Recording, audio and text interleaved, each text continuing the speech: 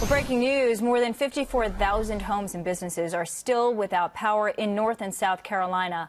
A local power company is working to get the lights back on after Hurricane Florence flooded areas and knocked down power lines 1 week ago today. And for the past week, on Countdown, we've been talking to small business owners hit by Hurricane Florence as they embark on an uncertain path to recovery. But residents in the Carolinas this hour still assessing the damage as they return to their homes and businesses. They're reaching out to their insurers while grappling with flooding and power outages, including our next guest.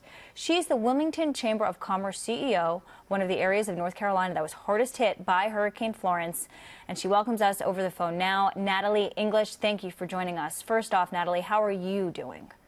Oh, I'm fine. I feel so blessed to have not personally been impacted, and even our building, which sits on the riverfront, only sustained some minor damage. So my concern is with my members and the other businesses in our community, but also our entire region. We've been hit pretty hard here, and there are communities that are still underwater.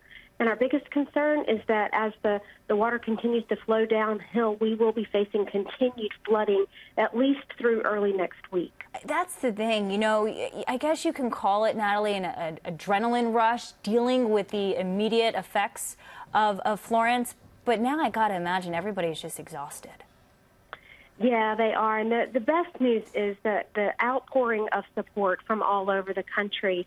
I'm getting emails and calls constantly of folks who are looking for places to stay so that they could come and be of help to us. Now, that's our biggest challenge right now, actually, is housing for displaced residents who lost their homes, as well as housing for the support groups and relief agencies and contractors and all of the people who want to come and be here to help us. Yeah. And the other thing is the insurance. And I feel like we deal with this every time there's a major storm. So many homeowners, so many businesses don't have the right insurance that covers flood and wind damage. Can you tell me about that in your area? Well, I don't have actual numbers for you, and I apologize for that. But I do know that it is a problem. It's probably as much a problem, for businesses not knowing exactly what coverage to have, and it becomes a big challenge. We've been trying to educate those folks here, though, that whatever insurance you do have, take those steps to ensure that you are documenting everything you do with pictures of the damage, and then as you temporarily repair to prevent further damage, document all of that, because we know that you have to have all that to be able to get whatever coverage you do have. Speaking of repairs, Natalie, you've worked incredibly hard and diligently to build the infrastructure in Wilmington, and since 2006, you've worked to get $5 billion invested. Did any of that infrastructure survive? Well, it's a little bit unclear. So that $5 billion was what I worked on as the chief policy officer of the Charlotte Chamber of Commerce. But Wilmington has invested significantly in infrastructure. As I've been here for about 20 months now, and I'm so impressed with the stormwater management system that's run by our city. I'm impressed by the water and sewer system that's run by our Cape Fear Public Utility Authority. Our airport is in great shape. Even with the damage they sustained, they are getting back up and running, and our carriers are able to get people back home via the airport. This community has invested in itself so that I do believe our recovery will be quick. Something that most communities don't have to think about, but in a coastal community, we have to think about investing in our beaches and literally making sure that we're placing sand. And we've done that consistently. We have a plan, and we work our plan so that storms don't have as much impact. And then in recovery, that's a part of the infrastructure we have to deal with. Natalie, Duke Energy is warning of flooding from a dam that was breached at a North Carolina plant.